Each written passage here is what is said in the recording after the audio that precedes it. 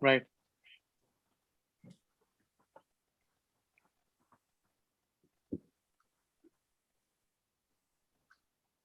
So the only solution to this. Well, our solution is to save all of ISKCON with the League for 10Ks, cutting to the bone standards for what is ISKCON. Now, every time I hear people talking like on the League of 10K stream, which I wish they wouldn't, it's just so nauseating. They just go around in circles. Horizontal. What is horizontal?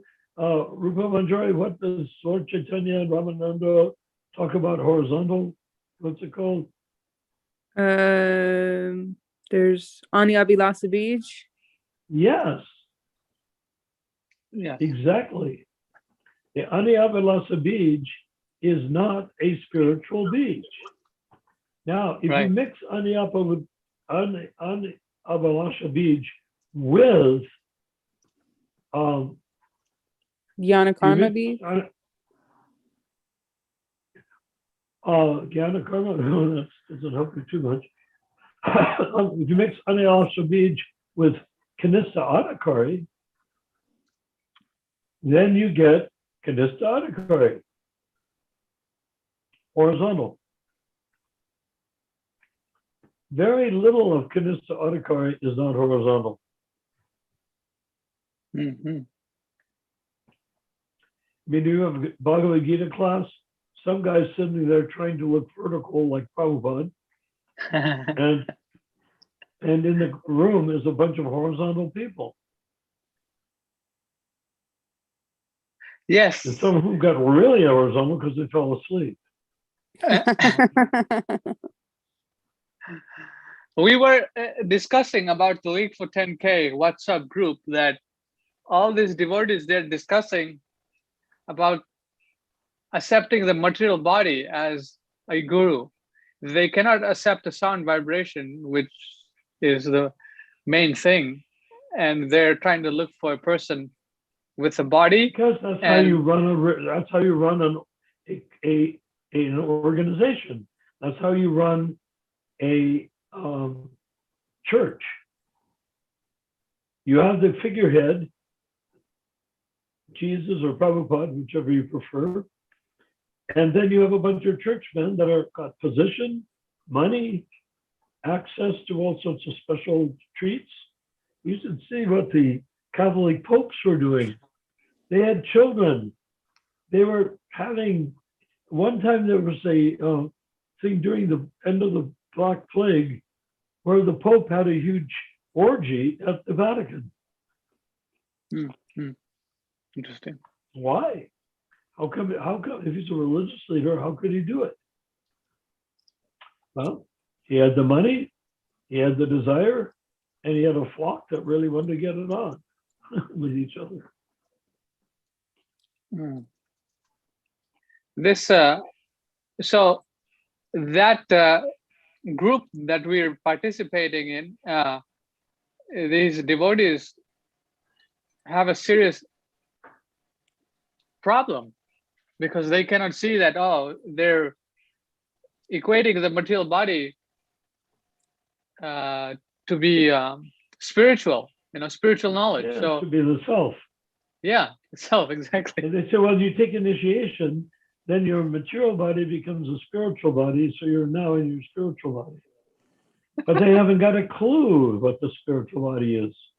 First of all, how many big, badass Kanista gurus want to say that they are infinitesimal in size? It doesn't go with the fat ass concept, does it? No, I'm a soul, and it's a big fat ass soul, not an infinitesimal soul. Maybe you're infinitesimal, but not me. I'm the guru. I'm a big fat, whatever, soul. I mean, they're thinking like that. I mean, it's just beyond strange, beyond creepy on top of it. So how can these people be taken out of that bad mindset? Like realize Oh, who? this. The gurus or the No, followers? no, the League for 10K people, they're just going round and round. Who's the guru? They cannot understand anything that Prabhupada Well, is the guru. It's like, why are they with the League for 10K if they don't agree with us? yeah, that's the next question. Why are they just having a So discussion? Why they we don't? need to do our due diligence. We have to do our duty. Just I mean, like if you're a kindergarten teacher and you see some kids fighting and punching each other in the play yard, you need to know before you start punishing people, no matter how it looks, you want to find out what went on. How did it get to that point? Why are you punching each other? Well, he did this, he did that. You try to get to the bottom of the story so you don't chastise the wrong person. So that's what we need to do. We need to go through everything and come up with all the clear answers to the question. Right? I mean, we have discussed all that already. What's the difficulty? We've discussed it 100 times already on our League for 10K. I think that the two things, Ashish being sort of a, what they call a mugwump. Have you ever heard of the term mugwump? No. What is it? What does it mean? No. You haven't heard of it? No. Mugwump Mm-mm. is a person who's sitting on a fence with his mug in one direction and his wump in the other. His mug on one side of the fence and his wump on the other side of the fence. What's a wump? Spell it R-U-M-P. Oh, his ass? Yeah.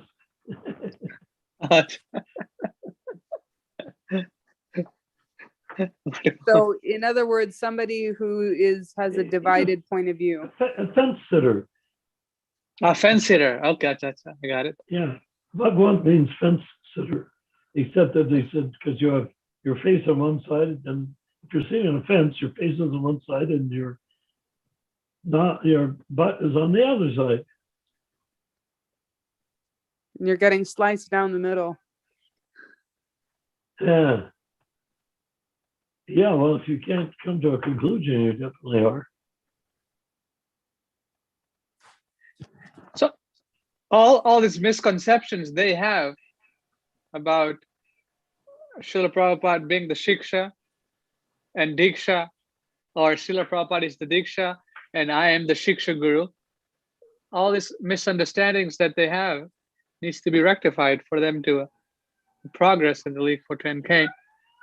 Yeah, did you ever get that? There you go. That page translated, or rather, copied and put onto readable form on the League for 10K? Oh yeah, everyone read that, where the Shiksha Guru, becomes the Diksha Guru. Not the original one that Ruka put on, but one that is not so compacted, so you can't understand it. Which one is that? So remember you said you were going to do it the other night? That's the one I was talking about, the one that's saying Shiksha becomes the Diksha. I thought you were talking about that. No, I'm talking about the 10 quotes from Prabhupada's writing in which he said the Shiksha and the Diksha have to be on the same platform. And Vashish said that he didn't see any discrepancy between that and his argument. Which is insane. Well, it's a key point of the final order, which I'm reading, by the way, which is that all of Prabhupada's disciples are to be Shiksha gurus for Prabhupada, who's the Diksha guru. And nobody... Okay, where did Prabhupada write that? Well, Krishna Kant is extrapolating from Prabhupada's statements that I want all my disciples should become a spiritual master. So he's saying, So yes. how does he come up with the term Shiksha Guru if Prabhupada doesn't state that anyone like that is a Shiksha Guru? That's where Krishna Kant is making it up, I guess. Well, and Bashish doesn't understand that? Well, maybe you can explain it to him. Easier to do if you know where he is. He might come on. He might be watching from the ether. Okay, if he's watching from the ether, say, come on and give Prabhupada's words as to how Shiksha and Diksha Guru. Because you can't just take a term that you think you understand and then apply it. You have to have a term that is actually spoken by Prabhupada. So whatever, so you didn't put that thing with all the quotes of Shiksha and Diksha must be in the same platform on? I posted it in the WhatsApp group. Yeah, Shri Yeah. Rupa Manjari Prabhu did. Yes, but it came out. So did you read it after you published it? Yeah, I read it came it, out yeah. fine. Yeah, it came out fine. I didn't see any problem with it. Maybe it's on the look, phone. I saw that the first chunk of it, what I had was single lines Huh? of single quotes coming from different dates and different people, different things. And those single quotes, those quotes were all saying the same thing on different times, different places, etc. Is that how it came out on the? It just looked like a list of quotes, like normal quotes. But I thought the beginning had no spaces between them. No, they were spaced. Well, maybe it just came out badly on my. Yes, that's Rama- what I'm saying. Ramachandra, Yeah. did it look normal to you? Yeah, it came normal to me. That's why I was saying, what's the difficulty in the Okay. Vashish? All right. Okay, then how can Bashish disagree with that, considering that is Prabhupada? Vashish said that there was no difference between what he was saying and what the quotes were saying, which doesn't make any sense to me. Well, if he is quoting Krishna Kant, who says all the gurus, all the shiksha, what is Krishna Kant saying? The whole thing we have to understand is those guys never acted as Ritviks. In that whole list of Ritvik, so-called Ritviks, not one of them ever initiated one Ritvik disciple, as far as I know, for Prabhupada. So how can they be called Ritviks if they never performed the Ritvik initiation? I ask. Does anyone have an answer? Nope. How about Ramachandra ji? Oh, can you say that again? I was looking at a message. Yashoda Nanda Prabhu said, he told me to look up Shiksha and Diksha from a verse. So can you repeat what you're saying? Yes. Okay, Rupa Manjari, can you repeat the question? 131. I missed it too. Sorry. What? We You both just missed agreed it. with. How did you miss it, Rupa? We agree, but we forget immediately. Yeah, All right. exactly. It must be Kali Yuga. Back in Satya Yuga, everybody remembered everything. Yeah, I have miss terrible I memory. miss Satya Yuga. So anyhow, the idea was that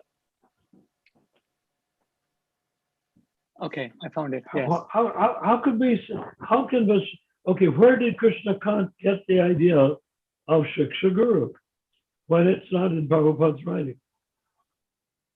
Prabhupada talks about Shiksha Guru. Like those quotes you posted were from Prabhupada's writing. Yes, but not that all the ISKCON Ritviks can become Shiksha Guru.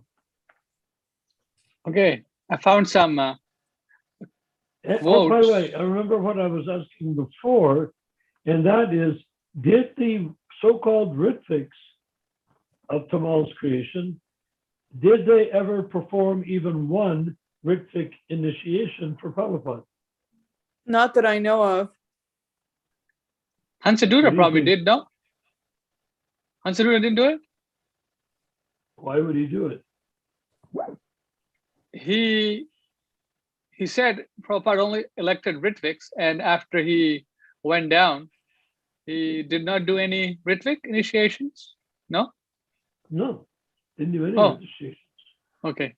He just gave it up. Okay. Felt he was the most contaminated person on earth and therefore not qualified to associate with devotees because he had been so high and he fell so low. Preposterous, but that's what he said. Mhm. It's catchy. People picked up on that idea.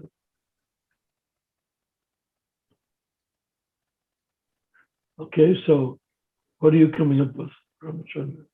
Okay, so I'm reading from Chaitanya Chaitamrita, Adi Leela, chapter 1, verse 35. Could you repeat the source again? Chaitanya Chaitamrita, Yes.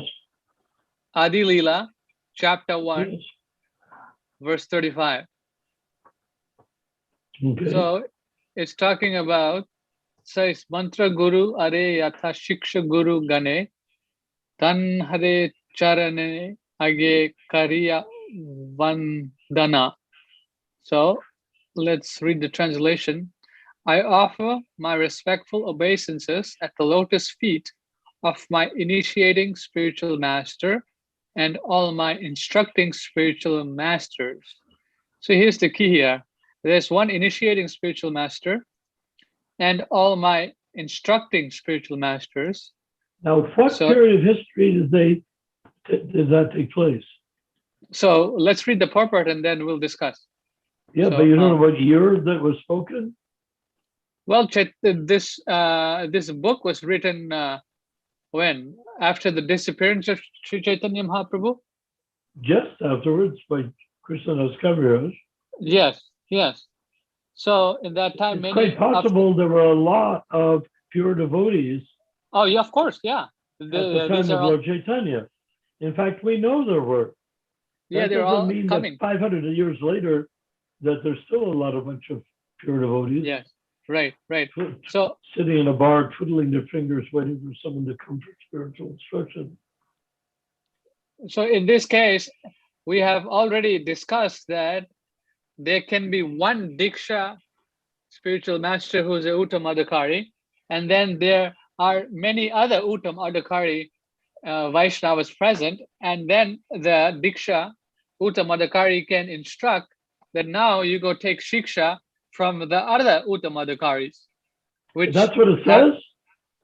No, that's not what it's saying. That's what we have discussed. No, what does it say in that passage? Oh, is that what it says? Is that what it says? No. No, it's saying I offer my. I'm trying to look over your shoulder, but I can't see it. Can you see it? It's right here. Oh.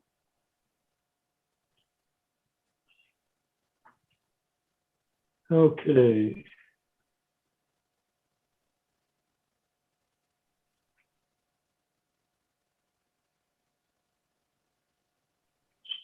Still can't get it to go sideways. So, okay, I'm sorry. I didn't know you had it up. I didn't notice. Oh, yeah. Okay, now where are you reading from? This is Chaitanya Chaitamrita Adi Leela, chapter 1, verse 35. Here, the Shiksha Guru word is used right here in the in the Bengali here. Let's go to the purport. Purport doesn't say anything about Shiksha Guru. Oh, well, it does. So let me read it then. Sri Jiva Goswami, in his thesis, Bhakti Sandarbha, has stated that uncontaminated devotional service is the objective of pure Vaishnavas, and that one has to execute such service in the association of other devotees. By associating with devotees of Lord Krishna, one develops a sense of Krishna consciousness and thus becomes inclined towards the loving service of the Lord.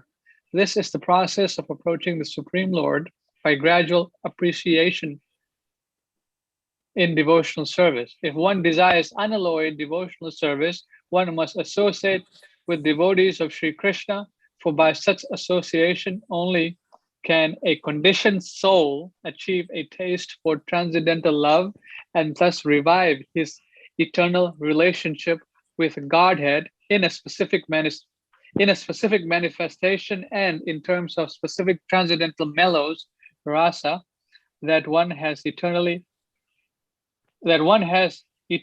inherent in him.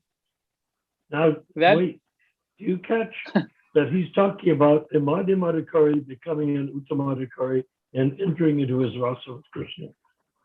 Yes. That's what we're talking about. I'll keep going.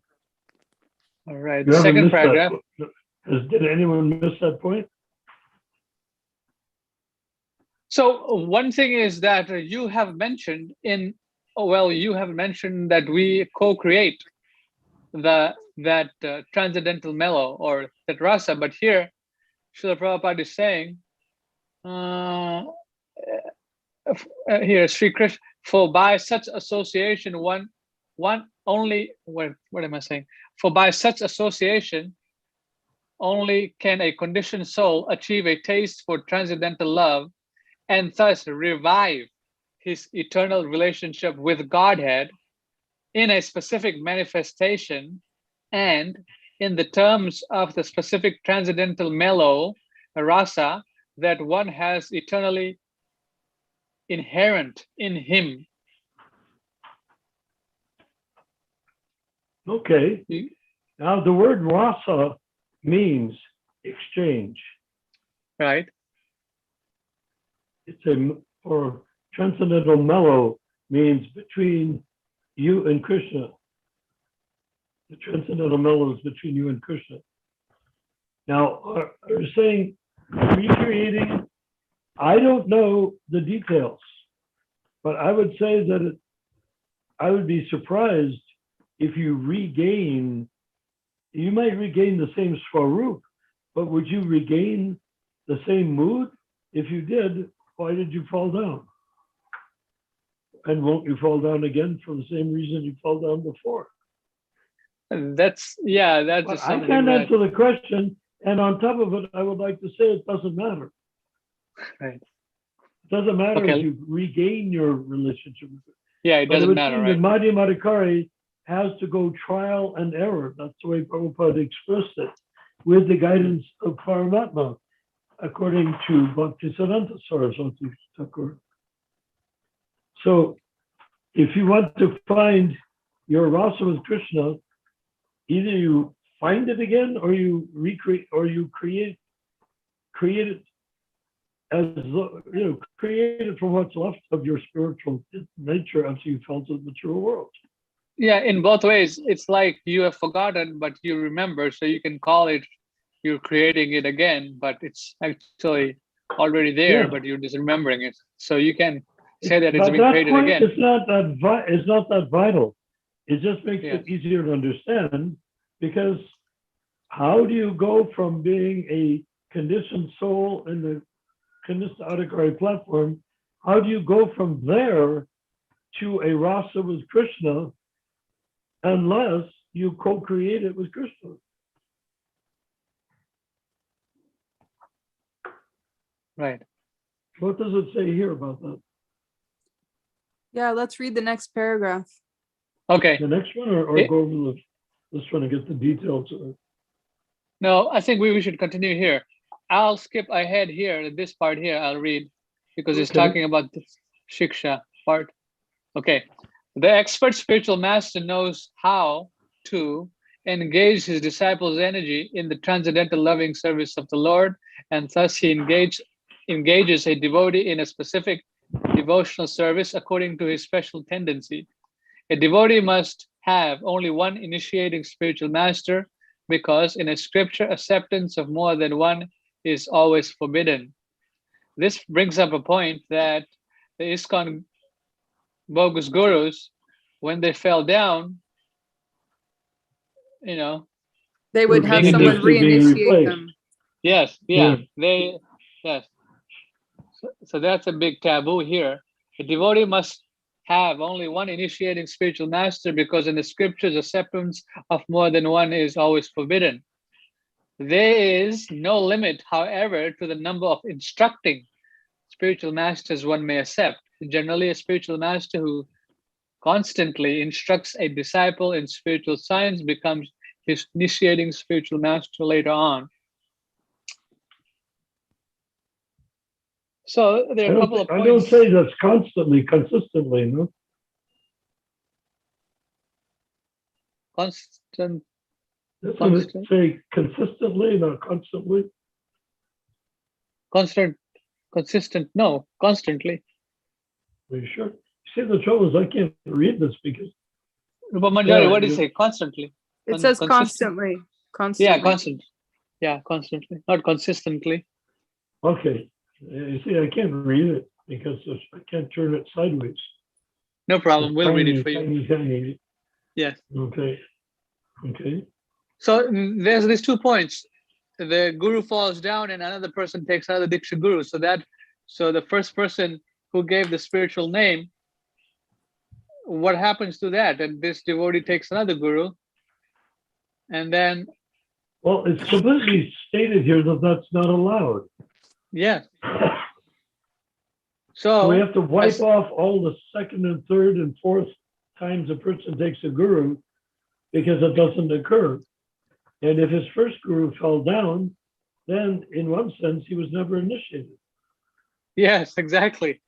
So the GBC policy is, which is insane, that you take a bogus ISKCON guru, he falls down, and you take Prabhupada as your guru. This is a bogus policy of the GBC. Well, why not take Prabhupada as your guru to begin with, and you have to go through the torture? Yeah, that's what that we have been discussing, that Prabhupada is the Shiksha and Diksha guru, and there won't be any fall down for you for your Diksha guru. He's not really the Shiksha guru. I don't know why people keep on saying that. He's not a Shiksha guru. He's the Diksha guru. Oh yes, he's a Diksha guru. But if you take a so-called ISKCON guru, the bogus guru, Prabhupada is the Shiksha guru, according to the GBC. But then your Diksha guru falls down, then Prabhupada, does he become your Shiksha? Why are we propagating nonsense? We've already agreed that isn't true. No, we know that. Yeah, it's not true. Yes. That's about the long and the short of it, I think.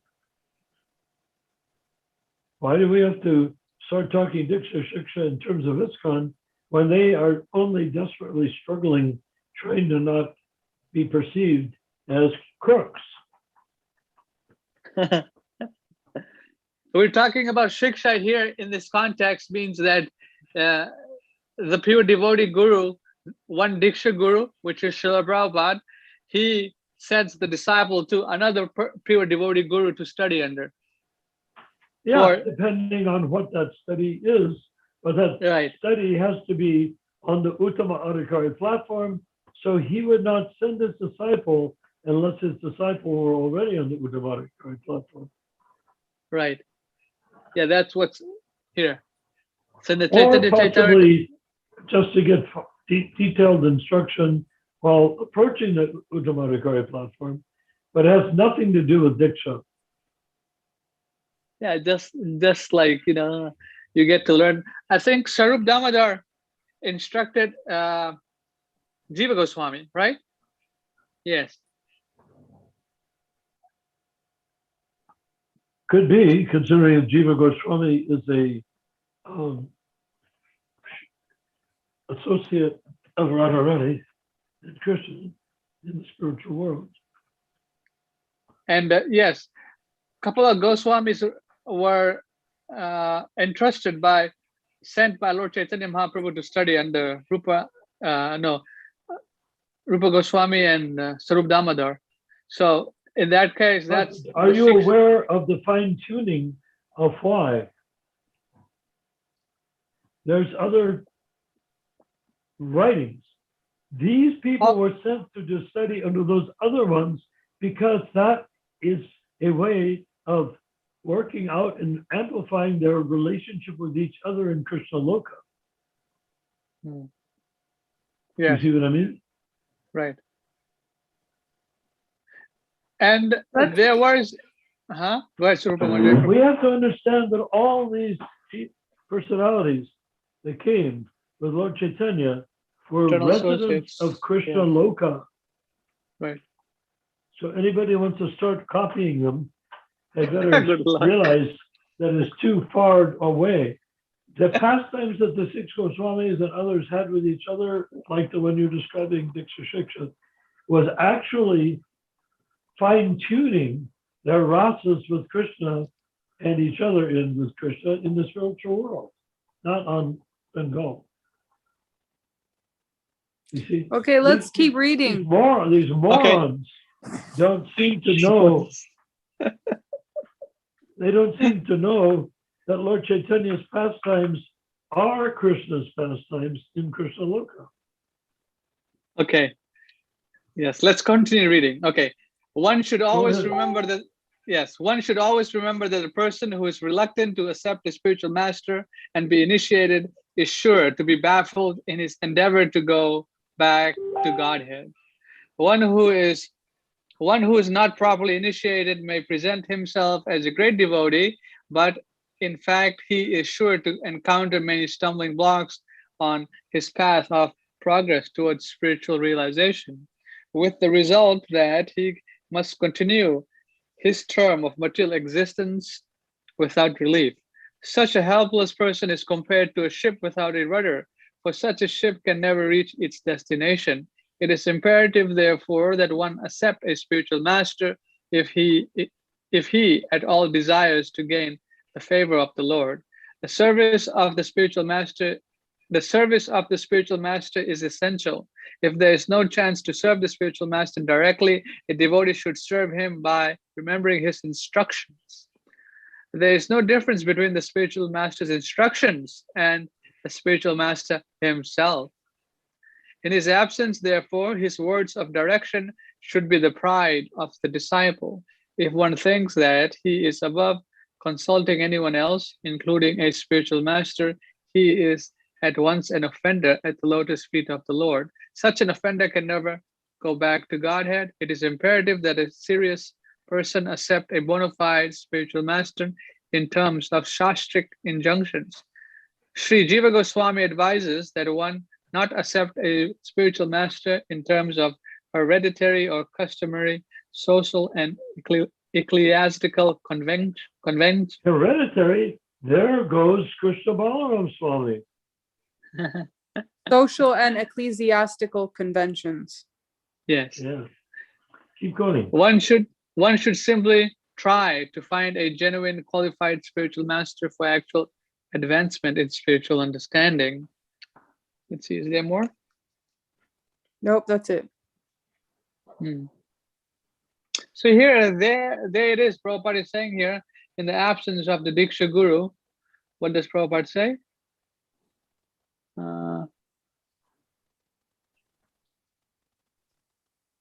Right here.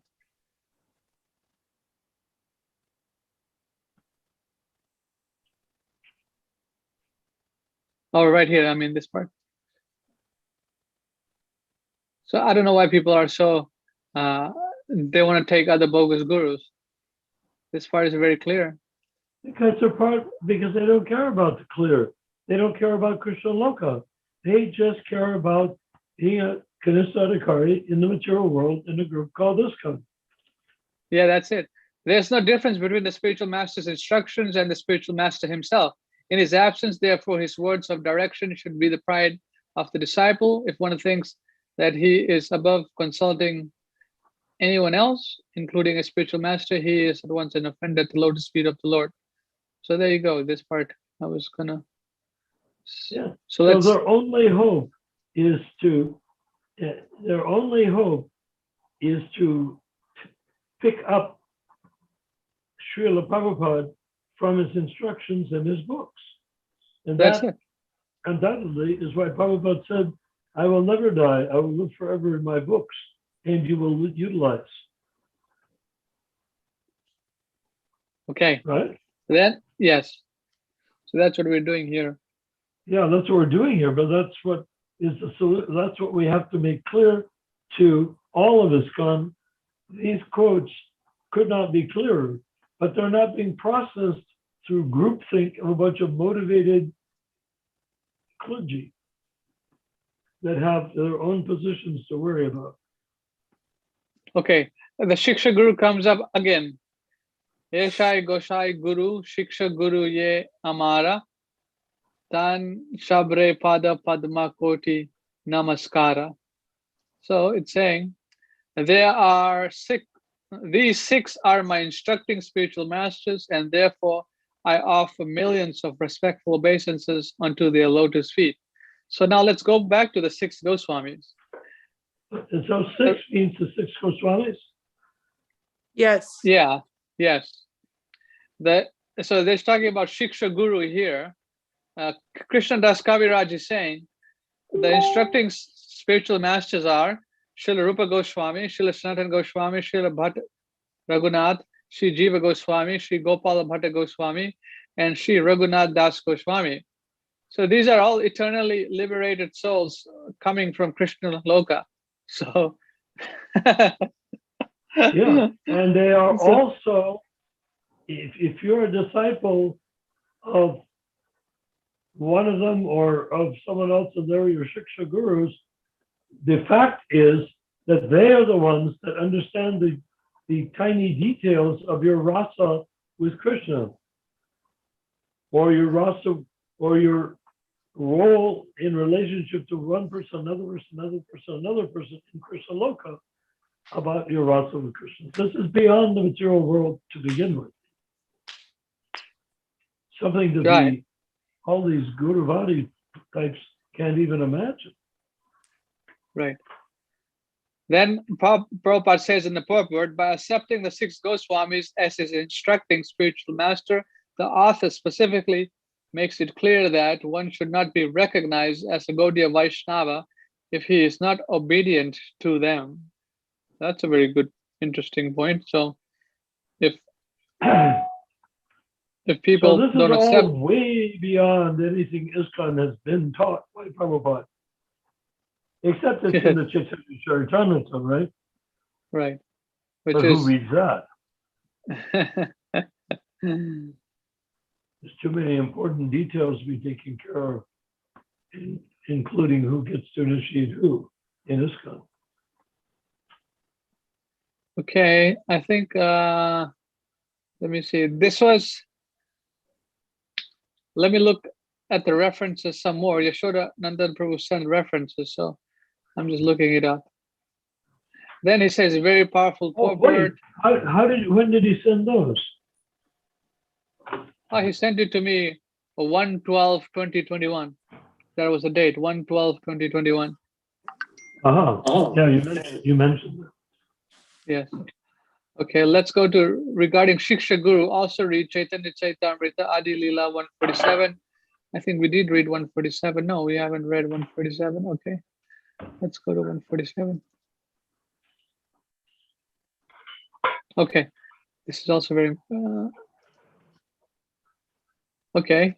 I'm gonna share my screen one more time. Okay.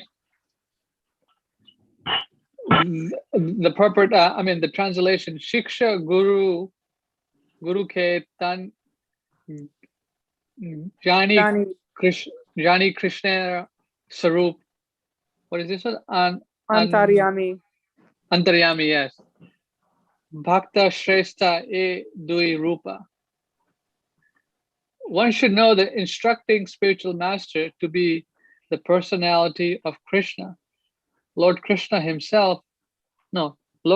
manifests himself as the super soul and as the greatest devotee of the Lord.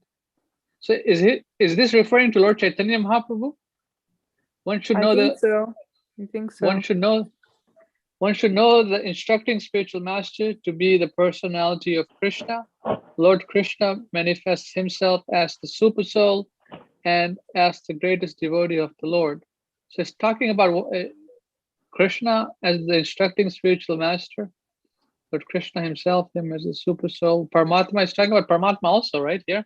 Lord Krishna manifests himself as the super soul and as the greatest devotee of the Lord. Lord Chaitanya Mahaprabhu, Super Soul. What? Yeah. Let's read the purport. Lord Chaitanya is not Vishnu.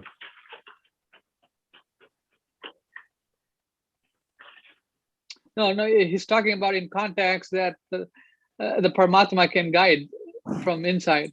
That's, I think, let's read the purport. Let's see what the purport says.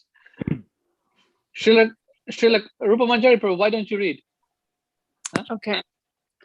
Srila Krishnadas Kaviraj Goswami states that the instructing spiritual master is a bona fide representative of Sri Krishna.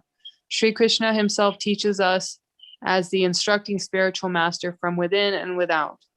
From within, he teaches as Paramatma, our constant companion, and from without, he teaches from the Bhagavad Gita as the instructing spiritual master. There are two kinds of instructing spiritual masters. One is the liberated person fully absorbed in meditation and devotional service, and the other is he who invokes the disciple's spiritual consciousness by means of relevant instructions. Thus, the instructions in the science of devotion are differentiated in terms of the objective and subjective ways of understanding. The Acharya, in the true sense of the term, who is authorized to deliver Krishna, enriches the disciple with full spiritual knowledge and thus awakens him to the activities of devotional service. When by learning from the self-realized spiritual master, one actually engages himself in the service of Lord Vishnu, functional devotional service begins. The procedures of this devotional service are known as abhideya, or actions one is duty bound to perform.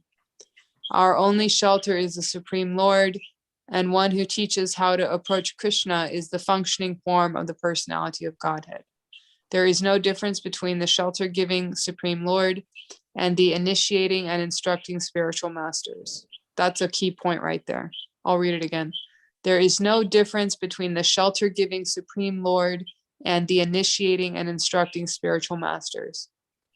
If one foolishly... Could you read it one more time? There is no difference between the shelter-giving Supreme Lord and the initiating and instructing spiritual masters. If one foolishly discriminates between them, he commits an offense in the discharge of devotional service. Should I keep? Fantastic. Srila Sanatana Goswami is the ideal spiritual master, for he delivers one the shelter of the lotus feet of Madan Mohan. Even though one may be unable to travel on the field of Vrindavan due to forgetfulness of his relationship with the Supreme Personality of Godhead, he can get an adequate opportunity to stay in Vrindavan and derive all spiritual benefits by the mercy of Sanatana Goswami. Sri Govindaji acts exactly like the Shiksha Guru, instructing spiritual master, by teaching Arjuna the Bhagavad Gita. He is the original preceptor, for he gives us instructions and an opportunity to serve him.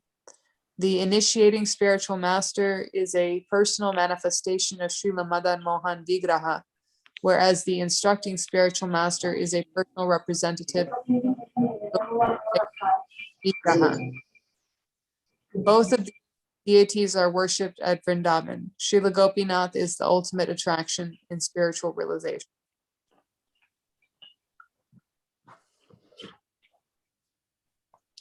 So I think that line was quite powerful. There is no difference between the shelter-giving Supreme Lord and the initiating and instructing spiritual master. So he's saying that your guru and all of your Shiksha gurus should be on the same level as Krishna.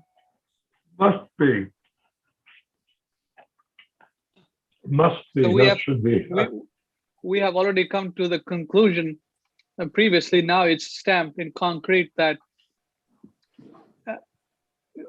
they both must be Uttamadakari devotees. Yeah. Who? Your Diksha gurus. and Shiksha. Shiksha Diksha. Yeah. So, for example, we can see Lord Chaitanya Mahaprabhu, gave instruction to some of the people, to some of the liberated souls to go study under some other liberated soul, meaning that Jiva Yeah, that's Goswami the went and clear, simple, shouldn't be hard to understanding. yes, and in ISKCON, for example, everyone is coming to Krishna consciousness not because of Bir Krishna, Radhanath, or Jayapataka. They're coming in Krishna consciousness through Srila Prabhupada, and he's the Diksha Guru and Shiksha Guru.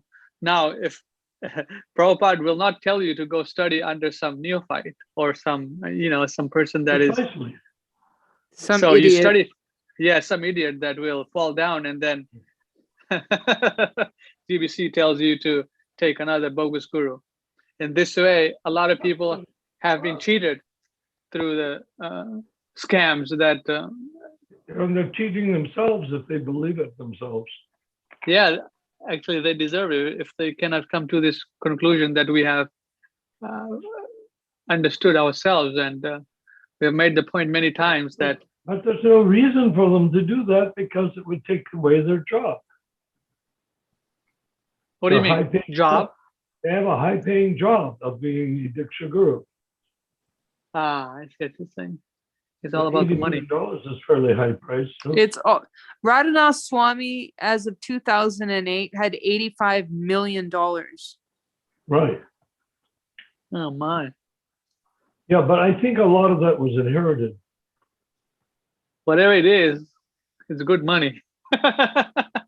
Sannyasis aren't supposed to have any money. Right.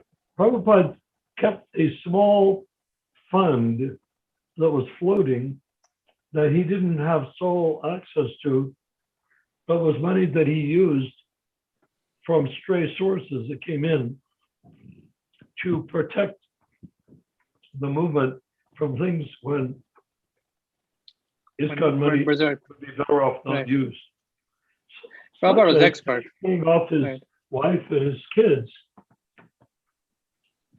Right. In his will. He couldn't very well use ISKCON money. In fact, if he used ISKCON money, that would have opened up a big can of worms because they were claiming that ISKCON belonged to them, their lawyers. You see? Their view was, he's a husband, ISKCON is his property, he's the guru, this is traditional Indian values. Therefore, whatever he has at the time of death should be divided amongst his heirs because it's material property, bank accounts, real estate, whatever. Yes. So Prabhupada kept a separate fund of a few $100,000, which at that time wasn't a huge amount of money, I might add, right? Yes. Compared to what ISKCON was generating in worth at the same time. And he used that money, his so-called private money, as I'm a sannyasi, I don't know anything. He had, everybody was a signator on most things except him. And every time he signed something, it was to authorize, not to exert executive power. So I think we have put the argument to rest with our reading of Sri Chaitanya Chaitamrita that Shiksha and Diksha Guru must be on the same level, Uttamadhikari. And in ISKCON, the only Guru, which is Diksha, and Shiksha is Srila Prabhupada. And if you have anything else, then good luck. Can you put the quote back up on the screen? I want to take a snapshot of it. Okay, let me go back there 1 second. Chaitanya Chaitamrita, Adi, chapter 1, verse. Do you remember 47? Was it or something? Sorry, I don't remember. Okay, yes, it was 47. Okay, let me go there. Adi chapter 1, verse 47. Can you highlight it? Okay, Acharya, the transcendence. Hold on 1 second. Let me. It's in the bottom of the middle paragraph. Up. Up, okay. I meant the Down. it's right there. Our only shelter is the Supreme Lord. Oh, right, yeah. This one. Yeah. So highlight.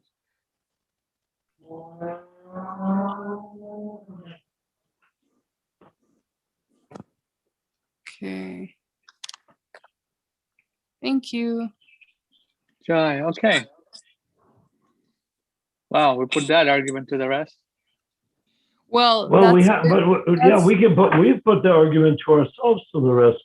But how are we going to then put it into a chunk of writing that Vashish can look at and either accept or not accept? he'll Wow. probably rationalize it because that's what he did with the other quotes that we sent. Yeah, but he can't rationalize this. What he's going to have to do is rationalize Krishna Kant. The Krishna Kant unauthorizedly used the word Shiksha Guru. I mean, now you're reading the nectar, you're reading the, the final order. The final order. Yeah, I'm about Yeah. halfway through it. Do you find anything in terms of Shiksha Guru mentioned by Krishna Kant that has any resemblance to what Prabhupada wrote here? No, he says that that Prabhupada's instruction for his disciples to all become guru was that to all become Shiksha Guru, and that Prabhupada intended that he would be the only Diksha Guru forever, which I partially agree with. The latter part, but I not agree with. Shiksha, not Shiksha. Why Right. not say Vartna Pradaksha Guru? Yeah. Vartna Pradaksha Guru is the person from whom you hear about Krishna in a convincing way the first time. Yeah. I like to say Tamal Krishna was much to my dismay and disgust that Tamal Krishna was my Vartna Pradaksha Guru because he's the one that turned the tables on me and made me understand that Krishna was God. Right. He did. Okay, I'm gonna throw a I wrench wish I in could the take middle that here. away from him, but I can't. What? I'll throw a wrench in the middle here. Maybe Rupa Manjari Prabhu can read this part. This is interesting. This Sure. first paragraph. Is this a new quote? Dhruva, this is Srimad Bhagavatam, 4th canto, 12th chapter, text 32. Dhruva had a feeling of obligation to his mother Suniti. It was Suniti who had given him the clue, which had now enabled him to be personally carried to the Vaikuntha planet by the associates of Lord Vishnu. He now remembered her and wanted to take her with him. Actually, Dhruva Maharaj's mother Suniti was his Pata Pradarshaka Guru. Pata Pradarshaka Guru means the Guru or the spiritual master who shows the way. Such a Guru is sometimes called Shiksha Guru.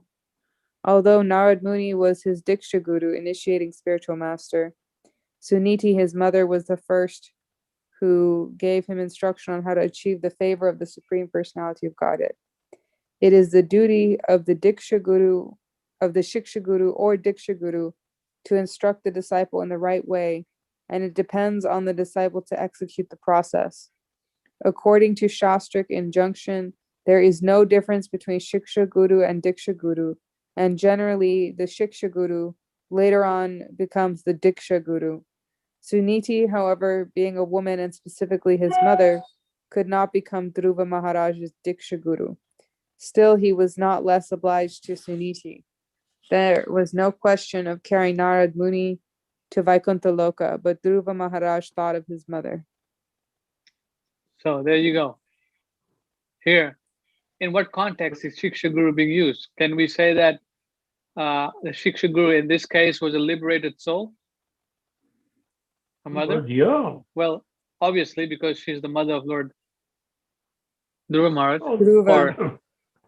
Well, that doesn't necessarily mean liberated soul. Hiranyakashipu was the father of Prahlad. Right. How am I trying to understand it? Of course, he is originally a liberated soul, but he wasn't acting as one. So this raises the question, this Pata Pradakshaka Guru. So Yeah, this is where I may have made a blunder by saying that Tamal was Vartna Pradakshaka. We need to find out what are the limits of Vartna Pradakshaka. yes, I mean, what so is this the is difference between Vartna Pradakshaka and Shiksha? yeah, here Or it's Diksha? being used. It's in both ways. Here, Suniti was a Pata Pradakshana Guru, or sometimes called the Shiksha Guru. Here, Well, if she was a Shiksha Guru, then she was a pure devotee on the same level as the Diksha Guru. and it's The saying here, question I according to have is Vartna Pradakshaka less than Shiksha, or does you have to be an Uttama Adhikari to be Shiksha? I mean, Vartna Pradakshaka. that's a good question. What do you think, Rupa? Well, we can look at Vartna Pradakshaka and see what it says. Okay, yeah, let's do Yeah, that. I could try doing that right now. In fact, by the way, I found that this initiation being performed by Krishna Balaram, it was 2019, and he had what was left of a shaved head, meaning a shaved head that was sprouting hair. Well, in Vrindavan, Brijabasi, you gotta have some. I don't know what he needs to have.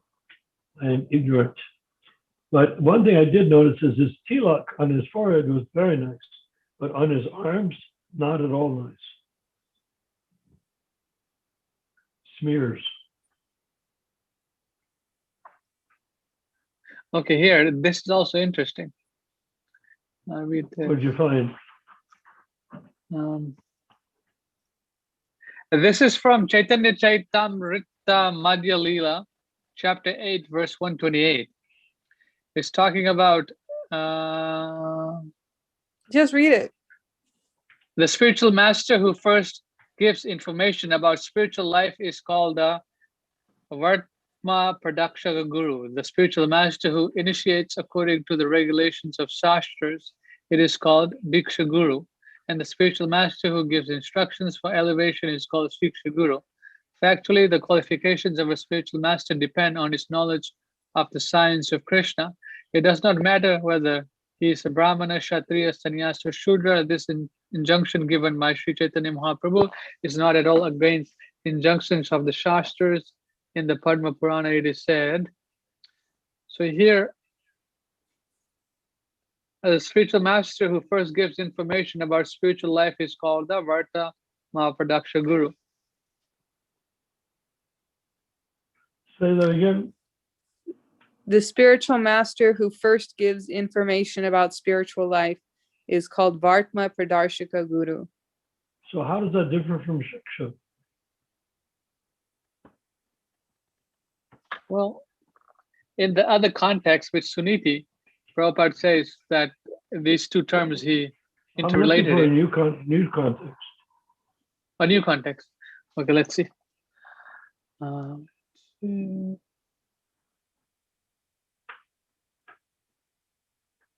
Okay, so it's the same thing here. If one becomes a guru, he automatically is a brahmana. Sometimes a caste guru says that Ye Krishna Guru Tatvaveti Se Guru Hai means that one who is not a brahmana may sometimes become a shiksha or Vartma Pradakshaka Guru, but not an initiated guru. So Prabhupada is using the term Shiksha Guru and Vartma Pradakshaka Guru. Yes, interchange. It interchanges and uses it together here. And here, the word, here it's answered here. The word guru is equally applicable to the word Vartma Pradakshaka Guru, Shiksha Guru, and Diksha Guru. So what do we get? Well, Prabhupada is using the Vartma Pradakshaka Guru. It sounds like they're all in the same, at the same level. Yes. How is that possible? If your Vartma Pradakshaka Guru is the first person to introduce you, so why isn't he also the Shiksha Guru? Well, Prabhupada said Where's the distinction?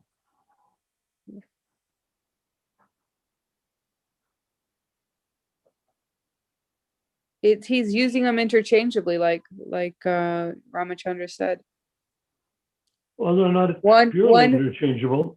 He says one who is not a Brahmana may become a Shiksha Guru or a Vartma Pradarshika Guru, but not an initiator Guru.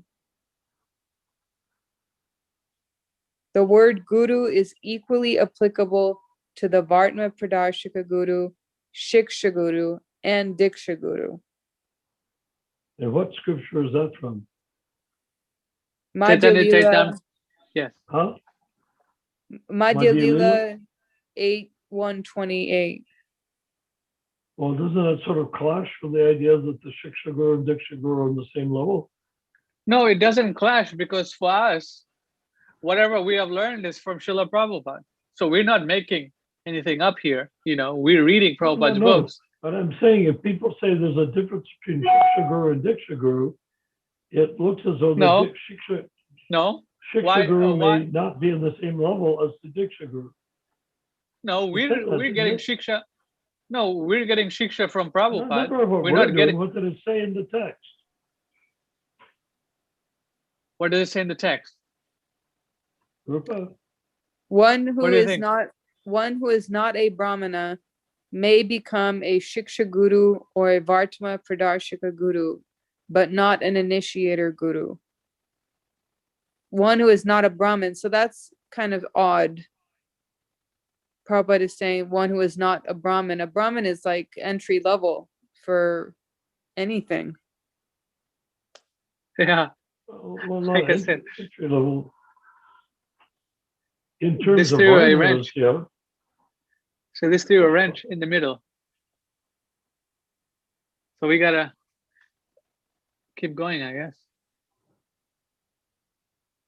By the way, that initiation that was being performed by Krishna Balaram Swami, did I tell you without his hair? That was 2019. So just that's what you said. Oh, I'm sorry. Once I got it out.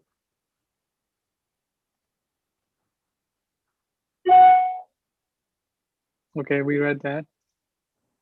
Okay, we read that. Wait, before you scroll away, you need to. Yes, one is considered. Okay, here's another thing. If one is conversant in the science of Krishna, he can become a spiritual master as a Vartma Pradakshika Guru, Diksha or Shiksha Guru. This is interesting. Again, they're like all on the same level and they're interchangeable. Yeah. On the same level, but it doesn't seem to state that they have to be on the Uttama platform. Yeah. Well, but Prabhupada says elsewhere that the Diksha Guru must be a Mahabhagavat and someone who is incapable of falling down. So then he links. One of those quotes that you read also made that very clear, that he and Krishna are on the same level. Yes. Right. For our understanding or our Krishna consciousness, Prabhupada is Diksha and Shiksha both, right? Because he's instructing through his books, and then we take up the process of Krishna consciousness, so he becomes our Diksha Guru. No? Well, it's considering that the Shiksha Guru can become the Diksha Guru. I suppose if somebody reads Prabhupada's books, they accept him as a Vartma Pradarshika Guru, and then a Shiksha Guru, and then as a Diksha Guru when they actually want to take the plunge and have a fire sacrifice. Yes. But the interesting thing is, in terms of the outcome, it doesn't matter. Yes, that's what I'm saying. In terms of outcome, it doesn't matter. The outcome is that the pure devotee can deliver you from repeated birth and death. So we got about 10 minutes to go before 2 hours has elapsed. I think we're coming about to the end. So there are 3 kinds of gurus defined. Oh, here's but now how are we going to get that into a form that we can present to the Matthew Prabhu, present to Andrew Ananda. Rashish in particular. Oh, who cares about Andrew Ananda? Oh, you know what I got a sneaky suspicion about and why I get ill every time I read something he writes? Why? Ghosts. When he was injured, he took on a ghost. And that ghost is happy with the bogus guru. And he talks completely clearly now. Remember how he used to stammer and stagger around in his writing and his speech?